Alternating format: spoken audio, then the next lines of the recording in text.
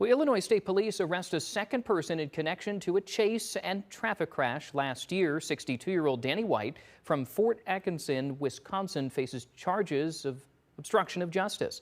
On October 5th, state troopers responded to a crash near Interstate 39 and Baxter Road, where a car was left at the scene. Investigators say White lied when reporting the car was stolen. 30-year-old Evan White of Rochelle was arrested earlier in the investigation, with officials saying he was the driver of the car when the crash happened.